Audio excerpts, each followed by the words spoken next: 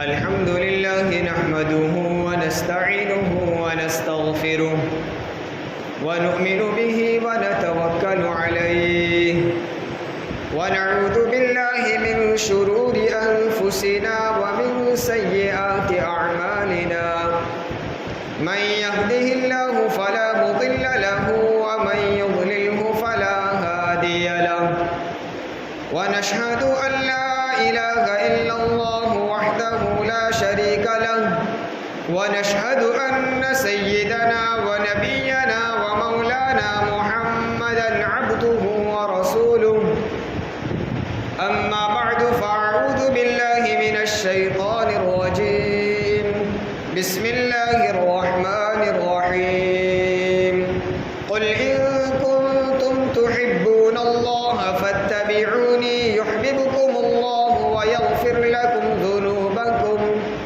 وقال تعالى لقد كان لكم في رسول الله أسوة حسنة صدق الله العظيم۔ میرے محترم اور مکرم ایمانی بھائیوں، اللہ تبارک و تعالیٰ نے انسان کو صحیح طور پر زندگی گزارنے کے لیے ہمیشہ ہر زمانے میں کچھ رہنمائیاں دی۔ آدم علیہ السلام سے لے کر پیارے آقا محمد عربی صلی اللہ علیہ وسلم تک تمام انبیاء کی امتوں کے لیے اللہ تبارک و تعالیٰ نے کچھ اصول اور قانون اور ضابطے بنائے، اس کے مطابق آپ کو زندگی گزارنی ہے۔ اور ہم سب کے لیے قانون اور ضابطے کے طور پر اللہ رب العزت نے قرآن مجید کو اتارا۔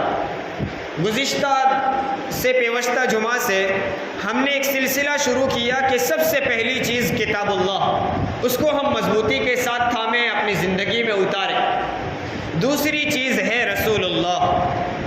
اسی قرآن کریم کی تفسیر کے لیے، اسی قرآن کی وضاحت کے لیے اور اس قرآن کے صحیح مضمون اور مفہوم کو امت تک پہنچانے کے لیے اللہ تبارک و تعالیٰ نے اپنے محبوب امام الانبیاء محمد رسول اللہ صلی اللہ علیہ وسلم کو مبعوث فرمایا۔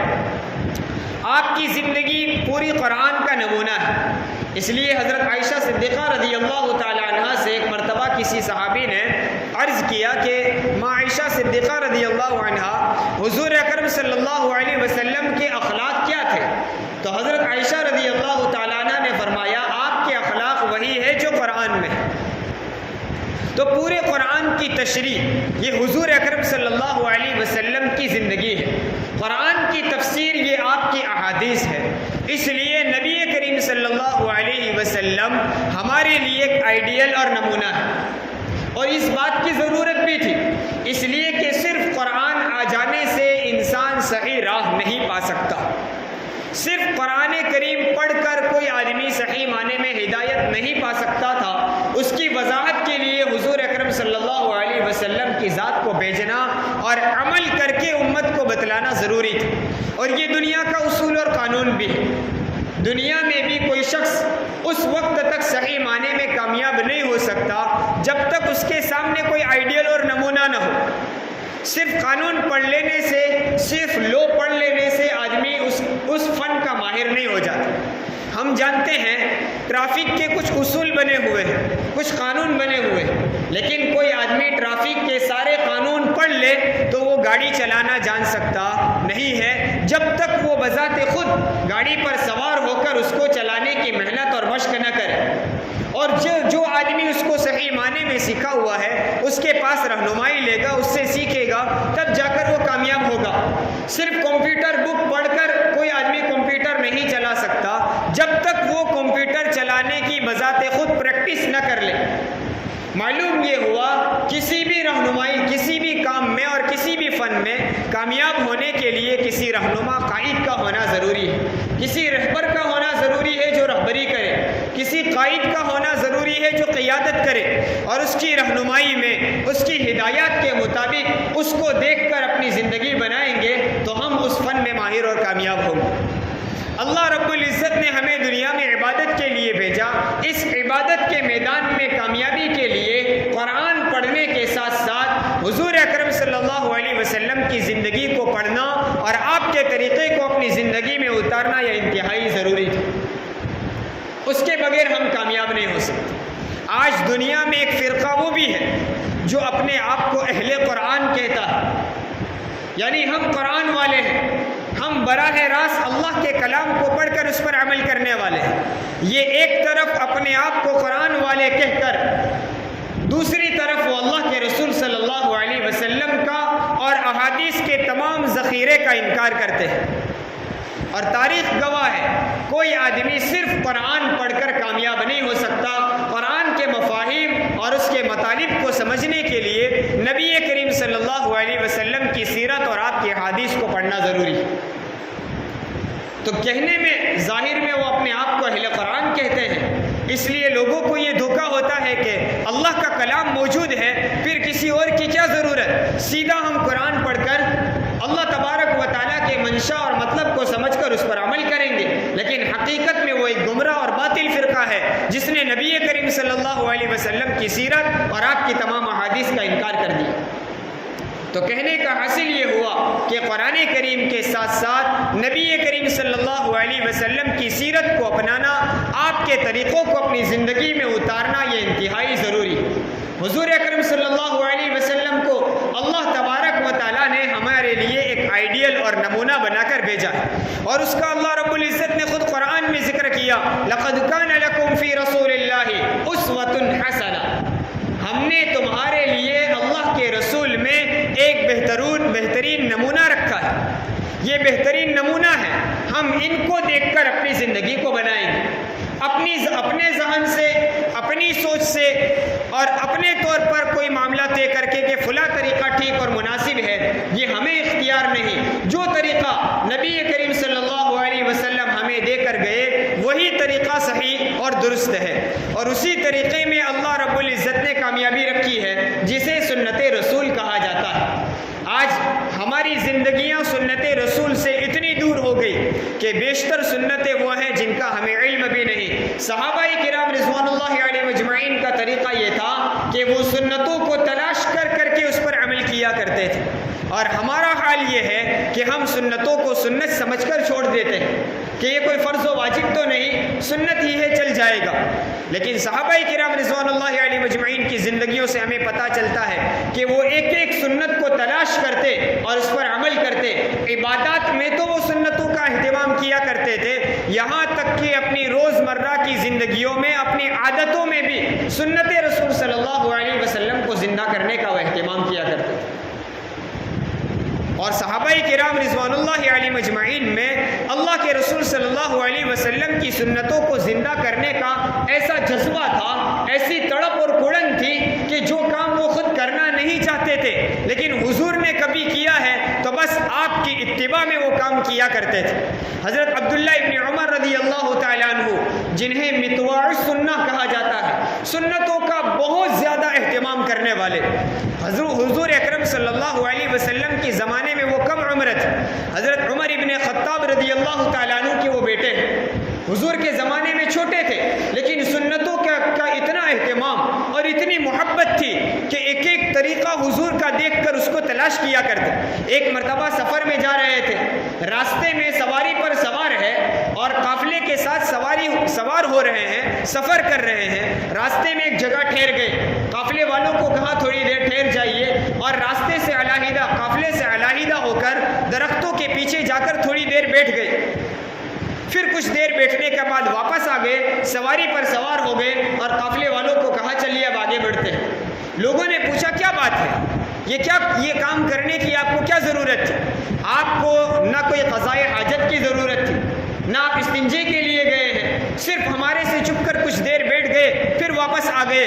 حضرت عبداللہ ابن عمر رضی اللہ تعالیٰ عنہ نے فرمایا، ایک مرتبہ میں اللہ کے رسول صلی اللہ علیہ وسلم کے ساتھ سفر کر رہا تھا، پیارے آقا صلی اللہ علیہ وسلم کو راستے میں قضائے حاجت کی ضرورت پیش آئی. اس جگہ پر حضور اکرم صلی اللہ علیہ وسلم سفر میں فلاں جگہ جا کر استنجے کے لیے گئے تھے، بس آپ کے اس طریقے کو اپنانے کے لیے، آپ کی اس نقل اتارنے کے لیے میں گیا تھا.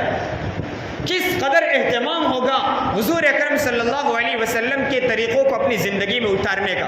ایک مرتبہ یہی حضرت عبداللہ ابن عمر رضی اللہ تعالیٰ عنہ راستے میں چل رہے تھے، چلتے چلتے ایک پتھر کے پاس جا کر جان بوجھ کر اپنے پیر کو پتھر سے ٹکرایا اور ٹھوکر کھائی۔ لوگوں نے پوچھا بس جان بوجھ کر ٹھوکر کھانے کی کیا ضرورت ہے؟ حضرت عبداللہ ابن عمر رضی اللہ عنہ نے فرمایا ایک مرتبہ حضور اکرم صلی اللہ علیہ وسلم اس راستے سے گزر رہے تھے اور آپ کو اس پتھر سے ٹھوکر لگی تھی، میں آپ کی نقل اتارنے کے لیے اس پتھر سے ٹھوکر لگائی۔ تو یہ حال تھا صحابہ کرام رضوان اللہ علیہ مجمعین کا۔ ہمارا حال عبادتوں میں بھی ہم غور کریں تو کئی ایک سنتوں کو ہم چھوڑ دیتے ہیں محض سنت سمجھ کر، گویا ہمارے یہاں سنت کی اتنی اہمیت رہ گئی ہے کہ کرنا ہو تو ٹھیک ہے، نہ کرنا ہو تو کوئی حرج نہیں۔ حالانکہ عشق و محبت کا تقاضا یہ تھا، حضور اکرم صلی اللہ علیہ وسلم سے تعلق کا تقاضا یہ تھا کہ آپ کے ایک ایک طریقوں کو ہم اپنی زندگی میں اتارتے۔ اگر ساری سنتیں زندہ نہ کر سکے تو کم از کم اتنا تو ہمارے اختیار میں ہے کہ صبح سے لے کر شام تک جتنے کام ہم روزانہ کرتے ہی ہیں انہی کاموں کو کریں گے، لیکن بس ان کاموں کو پیارے آقا محمد عربی صلی اللہ علیہ وسلم کے طریقوں کے مطابق کرنا شروع کر دیں۔ تو اب ہماری پوری زندگی، ہمارا اٹھنا بیٹھنا، ہمارا کھانا پینا، ہمارا لوگوں سے ملنا جلنا، ہر کام سنت نبوی کے مطابق بن جائے گا اور ہمارا ہر کام عبادت میں لکھا جائے گا۔ اور اس عبادت پر، اس اتباع سنت پر ہمیں کیا ملے گا؟ اللہ کے رسول صلی اللہ علیہ وسلم کی پیروی اور آپ کی اطاعت کی اہمیت کا اندازہ لگائے۔ اللہ تبارک و تعالیٰ نے قرآن کریم میں فرمایا قل ان کنتم تحبون اللہ فاتبعونی یحببکم اللہ ویغفر لکم۔ اللہ رب العزت نے فرمایا اے میرے محبوب، اے میرے پیارے نبی، آپ اپنی امت کو کہہ دو کہ اگر تم اللہ کی محبت چاہتے ہو، جو لوگ اللہ کی محبت کا دعویٰ کرتے ہیں اور کہتے ہیں ہم اللہ سے تعلق اور لگاؤ رکھنے والے، ہم اللہ سے کانٹیکٹ رکھنے والے ہیں، ہمارا اللہ سے ایک تعلق ہے، اگر کسی کو اللہ کی محبت کا دعویٰ ہے تو ان کو بتلا دو کہ تم اس وقت تک اللہ کی محبت نہیں پا سکتے جب تک کہ میری پیروی نہ کرنے لگو۔ فاتبعونی، حضور فرماتے میری پیروی کرو، میری اطاعت کرو، تم اللہ کی محبت پا جاؤ گے۔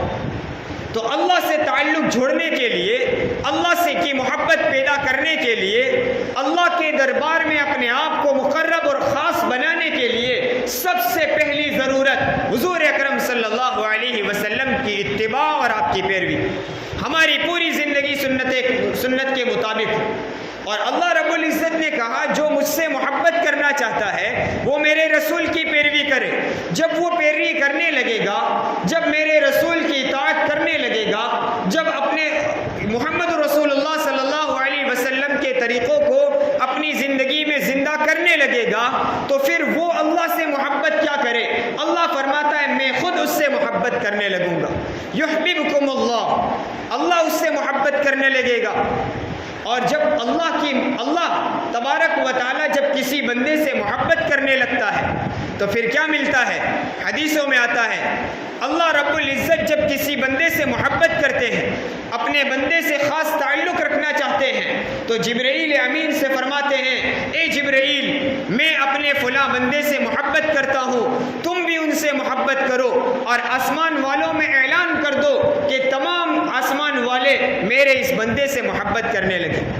چنانچہ جبرائیل علیہ السلام بھی اس بندے سے اپنا خاص تعلق بنا لیتے ہیں، اس سے محبت کی نظروں سے دیکھتے ہیں، اور آسمان میں فلاں اس بندے کا نام لے کر اعلان کیا جاتا ہے۔ کیا مبارک چیز ہے میرا اور آپ کا نام فرشتوں کے مجمع میں، اللہ رب العزت کے دربار میں، آسمانوں پر ہمارا نام لے کر اعلان کیا جائے اے فرشتوں یہ وہ بندہ ہے جس سے اللہ محبت کرتا ہے، اور جبرائیل کہتے ہیں میں ان سے محبت کرتا ہوں، اے فرشتوں تم بھی ان سے محبت کرنے لگو۔ چنانچہ آسمان کے فرشتے اس بندے سے اپنا ایک تعلق بنا لیتے ہیں، اس سے ایک اپنا رشتہ جوڑ لیتے ہیں، پھر اللہ رب العزت اس بندے کی مقبولیت زمین پر اتار دیتے ہیں۔ نتیجہ یہ ہوتا ہے کہ زمین پر بسنے والے ہزاروں لاکھوں انسان اس آدمی سے محبت کرنے لگتے ہیں۔ اور ہم آج دیکھتے ہیں بزرگان دین کو، ہمارے اکابرین کو، علماء کرام کو، کہ ان کے پیچھے ہزاروں کا مجمع لگا ہوا ہے، ہر آدمی ان سے دعائیں لینے کی تمنا کرتا ہے، ہر شخص ان سے مصافحہ کرنے کو اپنی عزت اور سعادت سمجھتا ہے۔ ایک آمد پر ہزاروں انسانوں کا مجمع ان کے لیے جمع ہو جاتا ہے. آخر وہ بھی تو 5 فٹ کا انسان ہے, لیکن ہر آدمی ان سے محبت کرتا ہے, ان سے تعلق رکھنا چاہتا ہے اور ان کے پاس اپنا خاص مقام بنوانا چاہتا ہے. یہ دلیل ہے اس مقبولیت کی کہ اللہ رب العزت اس بندے سے محبت کرتے ہیں, جبرائیل اور آسمان والے اس سے محبت کرتے ہیں, پھر اللہ رب العزت دنیا میں اس کی مقبولیت اتار دیتا ہے. پھر ان سے, ان بزرگوں سے نہ ہمارا خونی رشتہ, نہ وہ ہمارے پڑوس میں, نہ وہ ہمارے شہر میں, نہ ہمارا ان سے پہلے کوئی تعلق اور نہ ان سے پہلے ہماری کبھی کوئی ملاقات, لیکن اس کے باوجود ہم ان کا احترام کرتے ہیں, ان کو عزت کی نگاہ سے دیکھتے ہیں, ان کا ہمارے دلوں میں ایک مقام ہے. کیا وجہ ہے؟ اللہ رب العزت نے ان کی مقبولیت دنیا میں ڈال دی, اور یہ مقبولیت کا آسان طریقہ اور آسان راستہ سنت نبوی ہے جو اس آیت کریمہ سے ثابت ہے. تو الغرض سنت نبوی پر عمل کرنے والے کی پہلا انعام اور پہلا اللہ رب العزت اس کو انعام یہ دیتا ہے کہ خود اللہ اس سے محبت کرنے لگتا ہے. آگے فرمایا وَيَغْفِرْ لَكُمْ, اور پھر میں اس کی مغفرت کر دیتا ہوں. جب آدمی کی مغفرت ہی ہو جائے, سارے گناہ معاف کر دیے جائے, اور وہ ماں کے پیٹ سے پیدا ہوا اس طرح وہ صرف نیکیوں والا بغیر گناہوں والا بن جائے, اس سے بڑا انعام اور کیا ہوگا؟ اب تو آخرت کا مسئلہ حل ہو گیا, اور اس مسئلے کو حل کرنے کے لیے کوئی مشکل کام نہیں, بس اپنی زندگی میں نبی کریم صلی اللہ علیہ وسلم کی سنتوں کو زندہ کرنا. یہ آسان طریقہ ہے, اور اس طریقے میں سنت نبوی کو ہم معمولی نہ سمجھیں. ولایت کا اعلیٰ درجہ اور قطب اور ابدال بننے کا آسان طریقہ سنت رسول ہے. ہمارے اکابر علماء دیوبند میں سے ایک بزرگ کا قصہ ہے, غالباً حضرت جی ثانی مولانا یوسف صاحب رحمۃ اللہ علیہ کا. وہ فرماتے ہیں کہ میں بہت چھوٹا تھا, کم عمر تھا, اپنے بزرگوں کے پاس, اپنے والد کے پاس, اور وہ ہمارے یہاں آئے ہوئے بزرگوں کے پاس میں بیٹھا ہوا تھا. میں چھوٹا سا بچہ تھا, میں کچھ نہیں جانتا تھا, لیکن ایک بزرگ نے مجھ سے پوچھا کہ بیٹا قطب بننا چاہتے ہو؟ حضرت فرماتے ہیں میں اس عمر میں کیا جانوں قطب کیا ہوتا ہے. قطب اولیاء کا ایک درجہ ہے, اور اس درجے کو ہم بھی نہیں سمجھ سکتے. وہ اس درجے کو وہی سمجھتے ہیں جو ان درجوں پر فائز ہوتے ہیں. حضرت جی مولانا یوسف صاحب رحمۃ اللہ علیہ نے میں نے فرماتے ہیں کہ میں نے کہہ دیا ہاں بننا چاہتا ہوں. اس وقت ان بزرگ نے کہا بیٹا اپنی زندگی میں پیارے نبی صلی اللہ علیہ وسلم کی سنتوں کو زندہ کر لو, اور اپنی پوری زندگی کو سنت نبوی کے مطابق بنا لو. یہ قطب بننے کا یعنی اعلیٰ درجے کے ولی بننے کا آسان طریقہ ہے. ہم یوں سمجھتے ہیں ولی وہ ہو جس سے بڑی بڑی کرامتیں ظاہر ہونے لگے, حالانکہ ولایت کے لیے کرامت ضروری نہیں. اس لیے حضرت محی الدین ابن عربی رحمۃ اللہ علیہ فرماتے ہیں کہ ایک آدمی مسجد میں جب آئے اور سنت کی نیت سے داہنے پیر سے مسجد میں داخل ہو, تو یہ بہتر ہے اپنی کرامت ظاہر کرتے ہوئے آسمان پر اڑنے والے ولی سے بھی. اگر کوئی اپنی کرامت ظاہر کرے اور وہ آسمان میں اڑنے لگے تو کیا عالم ہوگا؟ لوگوں کا مجمع جمع ہو جائے گا, لوگ ان سے بیعت کرنے لگیں گے کہ بہت پہنچے ہوئے ولی ہے. لیکن حضرت محی الدین ابن عربی رحمۃ اللہ علیہ فرماتے ہیں پھر بھی اس کے مقابلے میں ایک سنت کا زندہ کرنا اور اس کو سنت سمجھتے ہوئے کرنا اس سے بہتر ہے. یہ کسی عام انسان کا طریقہ نہیں ہے, یہ اس نبی کا طریقہ ہے جس نبی کے صدقے یہ پوری کائنات بنائی گئی. تو اپنی زندگیوں کو ہم دیکھیں, ہمارے جتنے اعمال ہیں کم از کم صبح سے لے کر شام تک جتنے کام ہم روزانہ کرتے ہی ہیں, انہی کاموں کو سنت کے مطابق بنا دیں تو کوئی مشکل نہیں ہے. ہم مسجد میں آتے ہیں, داخل ہونا ہی ہونا ہے, لیکن ہم سنت کی نیت کرتے ہوئے داہنے پیر سے مسجد میں داخل ہونے کی دعا پڑھتے ہوئے داخل ہو جائے, ہمارا یہ مسجد میں داخل ہونا بھی عبادت بن جائے. مسجد سے ہم باہر جانا چاہتے ہیں تو باہر تو نکلنا ہی ہے, لیکن نکلنے کے وقت ہم سنت کی نیت کرتے ہوئے بائیں پیر سے باہر نکلتے ہوئے اور مسجد سے باہر نکلنے کی دعا پڑھتے ہوئے نکلیں گے. ہم جا رہے ہیں مسجد سے باہر دنیا کے ماحول میں, لیکن ہمارا مسجد چھوڑ کر دنیا کے ماحول میں جانا بھی عبادت بن جائے گا. روزمرہ کے کام ہمیں کھانے کی ضرورت ہے, ہم روزانہ کھانا کھاتے ہیں, سنت کی نیت سے کھائیں گے تب بھی پیٹ بھرے گا, اور سنت طریقوں کے خلاف کھائیں گے تب بھی پیٹ بھر جائے گا. کیا ہی اچھا ہو کہ یہی ہمارا کھانا عبادت بن جائے. ہم داہنے ہاتھ سے دعا پڑھ کر ذکر کرتے ہوئے سنت کی نیت سے ان کاموں کو کرتے ہوئے کریں تو ہمارا ہر کام عبادت بن جائے گا. اللہ رب العزت نے نبی کریم صلی اللہ علیہ وسلم کے طریقوں میں وہ تاثیر رکھی ہے کہ ہر زمانے میں سنت پر عمل کرنے والوں کو اللہ رب العزت نے کامیاب کیا ہے. ایک مرتبہ حضرت گنگوہی رحمۃ اللہ علیہ کے پاس ایک صاحب آئے, ایک مرید آئے اور ان کے پاس رہے, صحبت میں کافی عرصہ حضرت گنگوہی رحمۃ اللہ علیہ کے پاس گزارا. پھر جانے لگے تو فرمایا حضرت میں آپ کے پاس اتنے سال رہا, اتنا عرصہ رہا, لیکن میں نے آپ سے کوئی کرامت نہیں دیکھی. کہنے والے کا حاصل یہ تھا کہ آپ کیسے بزرگ ہیں, آپ کون سے ولی ہیں, آپ سے کوئی کرامت ہم نے نہیں دیکھی. حضرت گنگوہی رحمۃ اللہ علیہ نے فرمایا کیا اتنے عرصے میں کبھی تم نے مجھے کوئی سنت کے خلاف کام کرتے ہوئے دیکھا؟ انہوں نے فرمایا نہیں. حضرت گنگوہی رحمۃ اللہ علیہ نے فرمایا اس سے بڑی اور کرامت کیا چاہیے. گویا سنت نبوی کو اپنی زندگی میں اتارنا اور ہر کام کو سنت نبوی کے مطابق کرنا بھی ایک بہت بڑی کرامت ہے, اور مسلسل کرتے رہنا, لگاتار کرتے رہنا. عربی زبان کا ایک مقولہ ہے الاستقامت فوق الکرامہ. استقامت کے ساتھ یعنی لگاتار ہمیشگی کے ساتھ کسی کام کو کرنا یہ کرامت سے بھی بڑھ کر چیز ہے. حضور اکرم صلی اللہ علیہ وسلم کی محبت اور آپ سے تعلق کا تقاضا یہ ہے کہ ہم اپنی زندگی کے ہر عمل کو سنت نبوی کے مطابق بنائیں. اس لیے آج نیت کریں, ارادہ کریں, کچھ بھی ہو جائے, ہمارا جی چاہے یا نہ چاہے, ہم ہر عمل ہر کام اللہ کے رسول صلی اللہ علیہ وسلم کے طریقے کے مطابق کریں گے. اگر کسی عمل میں ہمیں سنت معلوم نہیں ہے تو ہم جاننے کی کوشش کریں گے کہ فلاں کام میں, فلاں طریقے میں حضور اکرم صلی اللہ علیہ وسلم کا طریقہ کیا تھا. اس کام کو کرتے جائیں گے, انشاءاللہ اللہ رب العزت ہمیں دنیا میں بھی کامیاب کرے گا, آخرت میں بھی کامیابی عطا فرمائے گا. اللہ رب العزت ان باتوں پر ہم سب کو عمل کرنے کی توفیق عطا فرمائے. آمین. وآخر دعوانا